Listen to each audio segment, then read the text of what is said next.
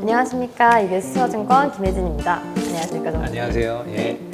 조세열의 커머디티 백과사전 금 시리즈 두 번째 시간이 네. 왔는데요. 지난주에는 우리가 공급 네. 이야기를 했다면 오늘은 금의 수요에 대해서 네. 뭐 말씀해 주신다고 하는데요. 네네. 금 같은 경우에는 사실 작년에 보면은 이제 원자재 시장이 별로 안 좋았잖아요. 전반적으로. 근데 이제 금은 원자재 중에서는 그래도 가장 퍼포먼스가 좋았었던 그런 원자재의 하나였었던 거고, 보면 이제 그 금 가격에 이제 영향을 미치는 요인들이 많이 있잖아요. 근데 지난 시간에 이제 공급에 대해서 한번 말씀드렸었는데, 아무래도 이제 공급 같은 경우에는 단기적으로 이렇게 변화하는 부분은 적잖아요. 그러니까 장기적인 트렌드 면에서는 보면 가격에 영향을 많이 미치겠지만은, 보면은 이제 그 단기적으로 봤었을 때는 공급량이 크게 변하지는 않기 때문에 가격에 미치는 영향은 이제 수요보다는 조금 적은 것 같아요. 보면 그래서 이제 오늘은 이제 그 좀 단기적인 부분에 영향을 미치는 수요에 대해서 한번 좀 살펴보도록 하겠는데요. 이 그래프를 보시면은 이제 뭐 어떤 부분에 이제 수요가 있는지 이렇게 나타나는데, 뭐 공급 부분은 이제 사실 좀 일정하겠지만은 이 부분에서는 좀 차이들이 많이 납니다. 그러니까 뭐 여기 뭐 주얼리 같은 뭐 장신구라든지 아니면 테크놀로지, 인베스트먼트, 뭐 센트럴뱅크 이렇게 있는데, 매년 보면은 이제 이게 바 크기가 커졌다 작아졌다 하는 걸 보실 수가 있을 거예요. 보면 어떨 때는 이제 장신구 수요가 또 굉장히 커지고, 어떨 때는 또 투자 수요가 굉장히 커지기도 하고, 뭐 이런 부분을 볼 수가 있을 것 같습니다. 이제 공급량은 사실 그렇지가 않거든요. 사실 굉장히 일정하게 가는 부분이 있는데, 수요 부분은 어떤 해는 굉장히 좀 이쪽 분야가 늘었다가 어떤 해는 이쪽 분야가 굉장히 줄었다 하는 부분들이 있거든요. 그래서 그런 부분들 갖다가 오늘 한번 좀 커버를 해보도록 그렇게 하겠습니다.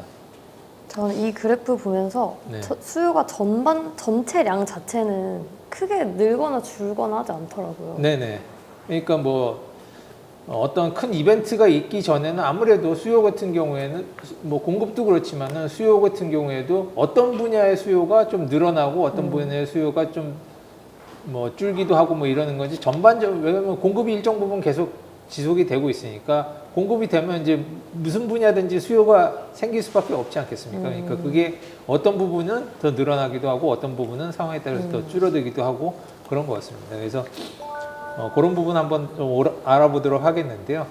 뭐 가장 크게 봤었을 때는 금 수요에 이제 필요로 하는 영역 같은 경우는 이제 장신구 쪽, 그다음에 이제 투자, 그다음에 이제 중앙은행 쪽에서 매입하는 거, 그다음에 산업용 수요가 있는 것 같아요. 그래서 그 각각의 이제 수요처별로 어느 정도 이제 쓰이고 있는지를 살펴보면은 이때까지 이제 전 세계에서 채굴돼 가지고 이제 만든 금의 양이 한 20만 톤 정도 되거든요.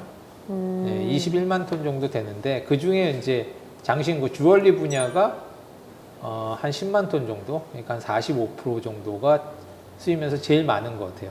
그러니까 아무래도 예전부터 이제 금이라고 그러면은 뭐 고대 때부터 뭐 왕관 만드는 데 쓰고 목걸이 뭐 이렇게 해서 사람들이 이제 반짝반짝하는 그런 용도로 이제 쓰니까 그때부터 이제 사실 금이 제일 많이 쓰이기 시작한 거지, 다른 분야는 이제 사실 나중에 생긴 분야들이잖아요. 그래서 인류가 이제 유지가 되면서 가장 많이 쓰였던 분야가 이제 장신구 분야이기 때문에 장신구 쪽 분야가 이제 가장 큰 수요를 많이 차지를 하고 있는 거고요.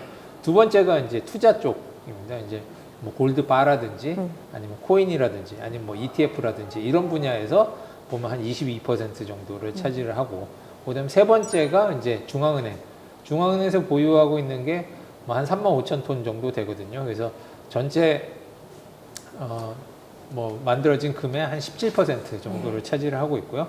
그다음에 어더즈라고 해서 이제 다른 인더스트리얼, 그러니까 뭐 금리라든지 아니면 뭐 전자 분야에서 쓰이는 그런 용도로 해서 한 15% 정도 사용이 되고 있습니다. 그래서 보면은 어떤 분야에서 쓰이냐면은 이제 장신구 이쪽이 제일 많고, 그다음에 이제 투자나 중앙은행, 뭐 산업용 수요로 이제 많이 쓰인다, 이렇게 볼 수 있을 것 같습니다. 먼저 이제 장신구 분야를 한번 살펴보겠는데요. 장신구 분야 같은 경우에는 아무래도 가격이 싸면은 수요가 많이 늘어납니다. 가격이 올라가면은 좀 줄어드는 경향이 있습니다. 그러니까 아무래도 이제 가격이 싸면은 뭐 가격이 싸기 때문에 좀 더 많은 사람들이 이제 그런 장신구를 하고 싶은 욕구도 있고, 그다음에 가격이 싸기 때문에 같은 금액을 지급하더라도 좀 더 많은 양을 갖다 쓸 수가 있겠죠. 하지만 이제 가격이 올라가다 보면은 뭐 좀 부담스러워지기도 하고, 그다음에 이제 같은 금액을 낸다 하더라도 금양을 갖다 좀밖에 할 수가 없기 때문에 가격이 올라가게 되면은 장신구 수요는 줄어드는 상관관계를 보인다고 할 수가 있습니다. 근데 뭐 그렇다고 하지만은 꼭 필요한 사람은 또 써야 되잖아요. 그러니까 뭐 어떤 사람들 같은 경우는 가격이 비싸다 하더라도 필요한 사람이 있을 거고, 그렇기 때문에 완전히 가격이 요즘처럼 이제 가격이 많이 올라가는 그런 시점이라 하더라도 뭐 장신구 수요가 그렇다고 해서 왕창 다 없어지고 이렇지는 않고 어느 정도 수준에서는 계속 유지가 되고 있다고 볼 수가 있습니다. 그러니까 코로나 때 그때 잠깐 이제 확 주저앉은 거 말고는 이제 가격이 계속 상승하고 있음에도 불구하고 어느 정도의 수요는 계속 장신구 쪽에서 발생을 한다, 이렇게 볼 수가 있을 것 같습니다. 상하방을 지켜주는 역할을 그렇죠. 네. 그러니까 올라가면 뭐 좀 저거 하긴 하지만 또 빠지면은 또 많이 또 쓰기도 하니까. 그러면 어느 나라에서 가장 많이 사용을 하고 있나 보면은 뭐 번쩍번쩍하는 거 좋아하는 이제 중국, 그다음에 인도 이런 데서 굉장히 많이 사용하고 있고, 전체 수요의 절반 이상을 중국하고 인도에서 차지를 하고 있습니다. 그러니까 2022년은 이제 인도가 중국보다 더 많았었는데요. 2023년은 중국이 더 많습니다. 그러니까 중국이 더 많아지게 된 데는 좀 이유가 있는 것 같아요. 그러니까 아무래도 그 중국 같은 경우에는 뭐 미국한테 제재받는 것들도 있고, 그다음에 이제 중국 같은 경우는 주식 시장하고 부동산 시장이 되게 안 좋잖아요. 그러다 보니까 좀 더 안전 자산에 대한 그런 수요가 커진 것 같고요. 그렇기 때문에 이제 그 중국 중앙은행도 사실 금을 많이 매입을 했었지만은 중국 개인들도 사실 금에 대해서 이제 원래부터 금을 좋아했었는데 좀 불안하고 이런 상황에서는 그래도 금을 갖고 있는 게 좋겠다라는 생각을 하면서 보면은 아무래도 중국에서 개인들도 굉장히 그런 금에 대한 그런 욕구가 더 커진 한 해였다고 생각이 됩니다. 그런데 이제 중국 정부에서 작년에 이제 금 수입 제한 조치를 발표를 했었었죠. 이제 아무래도 너무 많이 사기도 하고 그러다 보니까 이제 위안화가 또 약세로 가는 부분도 있기 때문에 제한을 했었었는데, 뭐 그러다 보니까 이제 그 상하이 프리미엄이 굉장히 많이 올라갔었었죠. 그러니까 보통 때는 뭐 온스당 한 10불 언더로 이제 유지가 됐었었는데, 이게 뭐 한 9월 달에, 작년 9월에는 한 120불까지 올라갔었었죠. 예. 그러니까 이제 뭐 국제가는 일정하지만은 중국에서는 그만큼 이제 프리미엄이 높아진 거죠. 우리나라도 예전에 이제 뭐 비트코인 한참 올라갔을 때 뭐 김치 프리미엄이라고 해서 이제 국제 가격보다 훨씬 더 높게 그 유지가 됐었던 것처럼, 중국 같은 경우에도 국제가보다 국내 수요가 훨씬 더 컸기 때문에 프리미엄 자체가 한 120불까지 올라가는 일이 발생을 했습니다. 그래서 뭐 그 이후에 이제 그런 뭐 오래 가지 못하고 이제 그 제한 조치를 풀어주긴 했지만은 프리미엄 자체가 예전처럼 10불 언더로 그렇게 빠지진 않고, 지금도 보면 한 25불 정도, 그래서 뭐 한 50불 사이에서 뭐 움직이는 그런 모습을 보여주는 것 같아요. 그래서 보면은 그런 요인들 때문에 사실 뭐 중국 같은 경우에도 뭐 수요가 굉장히 많이 늘었다, 이렇게 볼 수가 있을 것 같습니다. 그래서 장신구 쪽은 그렇게 보시면 될 것 같고, 그다음에 이제 투자 수요인데요. 투자 수요 같은 경우에는 이제 장신구는 사실 보면 매년 그래도 일정하게 그죠. 유지가 되잖아요. 보면은 뭐 하지만은 투자 수요는 일정하게 유지가 되는 수요는 아닙니다. 어떨 때는 늘어나기도 하고 어떨 때는 줄어들기도 하고 하는 게 투자 수요지 않습니까? 그러니까 가격이 올라갈 것 같으면은 사실 투자 수요가 많이 늘어나는 거고, 금 가격이 빠질 것 같으면은 투자 수요가 줄어드는 게 이제 하기 때문에 변동폭이 굉장히 크다고 볼 수가 있을 것 같습니다. 지금 보면은 뭐 2022년, 2023년 보면은 이제 뭐 골드바라든지 코인이라든지 이런 분야 같은 경우에는 그래도 꾸준하게 유지가 됐는데 ETF 쪽은 좀 많이 빠졌거든요. 예, 그래서 ETF 쪽 보면은 뭐 그 전에 2023년에 확 빠진 이후부터는 계속 ETF 같은 경우에는 늘어나는 그런 입장을 보였었는데, 최근 3년 동안에는 계속 줄어들고 있는 것 같아요. ETF 쪽에서 이제 2021년, 22년, 23년 이제 계속 빠지고 있는데, 이거 같은 경우에는 이제 아무래도 이제 가격이 조금 올라가고 그런 부담스러운 부분들도 있고, 그다음에 이제 달러나 아니면 금리 쪽 영향들도 좀 있는 것 같아요. 그래서 이제 그 투자 쪽에 이제 보면은 몰리는 요인들을 한번 살펴보면 이제 네. 여러 가지 요인들이 있겠지만은 가장 큰 게 이제 금리하고 이제 달러라고 볼 수가 있거든요. 그러니까 금리 같은 경우에는 뭐 가장 직접적으로 영향을 많이 미치는 게 골드는 그 뭐 이자나 배당을 주지를 않잖아요. 보면은 그러니까 뭐 주식 같은 경우는 이제 배당을 주거나 아니면 성장으로 해가지고 올라가고 아니면 채권이나 이런 부분은 이제 이자를 주는 상품인데 금 같은 경우에는 뭐 아무것도 주는 게 없죠. 예, 그러다 보니까 아무래도 금리가 높을 때는 뭐 주식이나 아니면은 채권에 비해서 좀 그 수요 관련이 한 게 많이 줄게 되는 거죠. 이제 보유하고 있어봤자 아무것도 생기는 게 없으니까. 그렇기 때문에 이제 금리가 높아지는 시기에는 사실 금 가격은 빠지게 되고, 그 다음에 이제 금리가 이제 빠지는 시기에는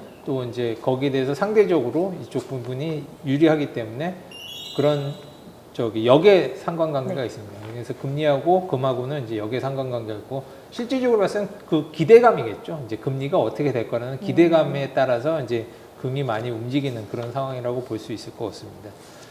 그다음에 뭐 그러다 보니까 이제 최근에서도 보면은 이제 금 가격이 좀 1월 달에 좀 지지부진한 모습을 좀 보였었잖아요. 네. 보면은 그러니까 작년에는 굉장히 많이 올라갔었는데 뭐 그 부분에는 이제 금리가 이제 하락할 거다. 이제 연준에서 금리를 낮출 거라는 이제 기대감이 좀 많이 반영이 돼 있었던 것 같아요. 근데 지금 보면은 그게 좀씩 딜레이가 되고 있잖아요. 보면은 그래서 그러다 보니까 이제 좀 지지부진한 부분이 있는데 제가 봤을 때는 뭐 그렇다고 해서 크게 금이 약세로 전환된 요인도 별로 없는 것 같거든요. 그래서 그런 부분은 조금 지금 금리 인하가 사실 조금 지연이 되면서 금 가격도 조금 지지부진하겠구나 이렇게 생각을 하시면 될 것 같습니다.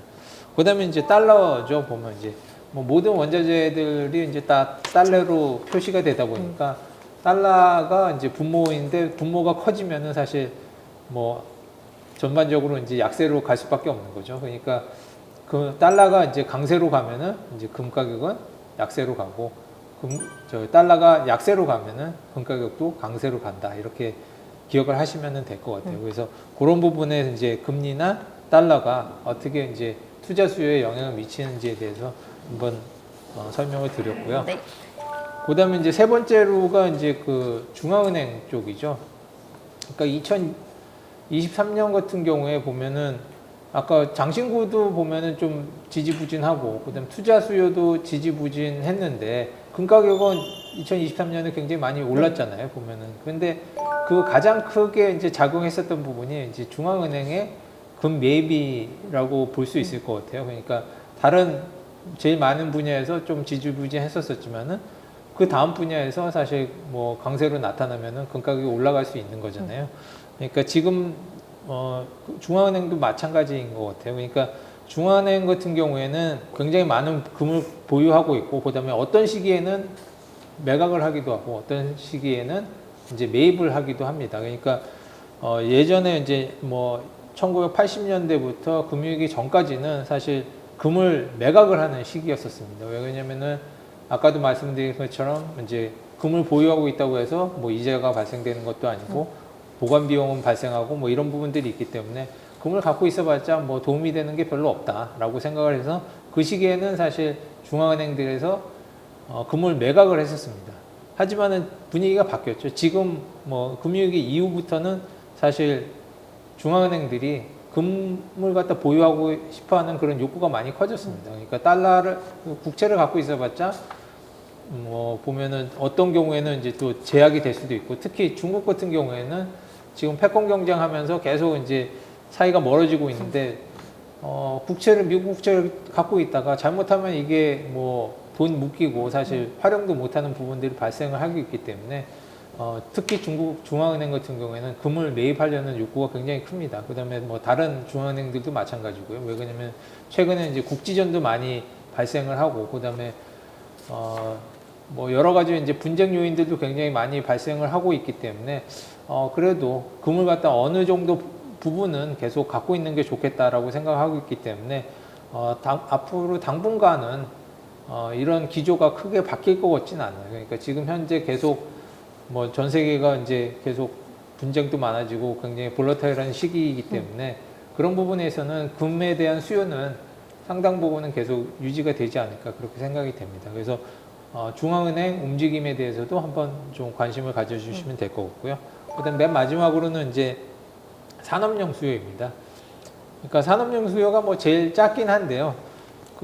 이때까지 이제 뭐 그래프를 보시면은 예전에는 뭐 금 이빨 뭐 이렇게 해서 이제 치과 쪽에서 이제 뭐 수요도 있었었고 그다음에 기타 분야에서도 많았었는데 저도 이제 치과 가보면 이제 금이빨 뭐 요즘 거의 안 하잖아요. 보면은. 예, 저도 충치 치료 어렸을 때 했을 땐 금이빨로 때웠던 것 같은데 요즘에는 다 치아 색깔하고 같은 재료로 이제 하게 되지 금으로 안 하는 것처럼 예전에는 그래도 치과 쪽에 수요가 많이 있었었는데 지금은 뭐 거의 없어진 것 같고요.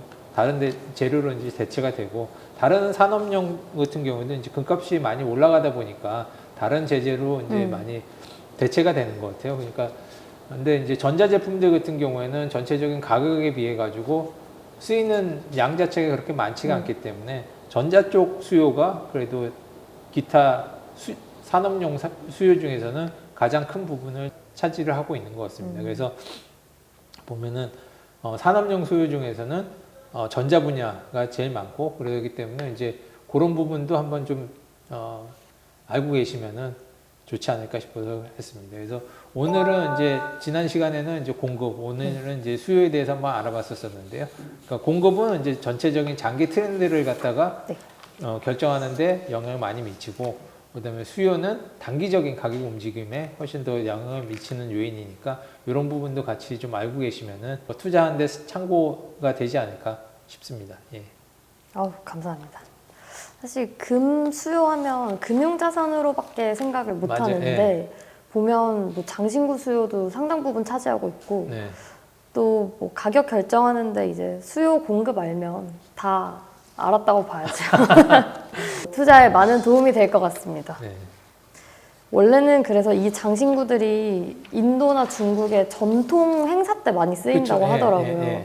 그래서 결국은 계절 수요까지 보통 원자재가 산업에 쓰이면 이제 디스토킹 시즌이나 리스토킹 시즌 따라서 계절 수요가 비수기, 성수기로 나뉘는데 금은 또 특이하게 장신구여서 행사가 많은 시즌, 행사가 없는 시즌, 축제 시즌 뭐 이런, 그렇게 나뉘는 게 저는 재밌더라고요.